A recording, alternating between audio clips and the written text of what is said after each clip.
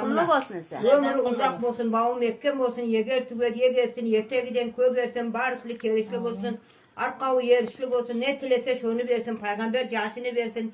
Ali'nin hümbetini versin, kış kigeni tulku olsun, caz kigeni hulku olsun, capkanı arça olsun, kigeni parça olsun, süygeni batça olsun, uçağı tola kul olsun, tögerege ul olsun, uluğu sayın ulu olsun, kerege sayın kelini olsun, tarbız sayın tanam olsun, kavunlarda tüyü casın, yanağı dülkümen, koş kakılı ulu olsun, belçi olsun, bedene de telçi olsun, koy okumdu cayrasın, kuyruk mağur çaynasın, kaldı kelip karta cesin, kaburganı tarta cesin, oku olsun, koyunuz, günde olsun toyunuz, azı meyman kegende şalpı koydu soyunuz, kıdır kegen kampirge kuyruk bağır koyunuz, kuyruk bağır cennese tüyünüge tüyünüz, 30 yılınız olsun, 15 kere madresede sayrasın, 15 kere kıdıra kulun baylasın, atasıman yenesi,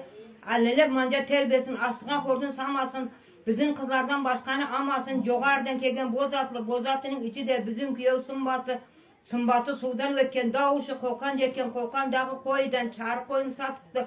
çarı koyu pul boptu, koçan zaman koy boptu, koç haydarlı ul boptu, melmen degen jigitler, yeşikge kul boptu, kakırıga kaym altın, tükürüge tim altın, ağayının içi de her bir gabi bir altın, kaytısının kab altın, bıçağının sav altın, cügeninin kaş altın, yegeninin baş altın, bizim kıyı yer desin, yelek dayradan ötsün, cıl koyudan cıl kalıp, Kapernahan doğuşsun, Kapernahan kengaçı, bizim kıyı münbaşı, kılkordunga dünyarsın, sübürtkiçe inarsın, arkası da altı avliye, cekkesi de cetti avliye, töbesi de tört avliye, avliyeler yar bolsun, yaxşılarga can açsın, jamanlardan ad açsın, uyun uyeken, uydun körkü çiyeken, bosağasın bozlagan, kelin çatın sızlagan, kelin çatır yelkelep, jelke çatı körpelep, kozu çağı koynu da, tıllam onçak boynu da, Allah'a.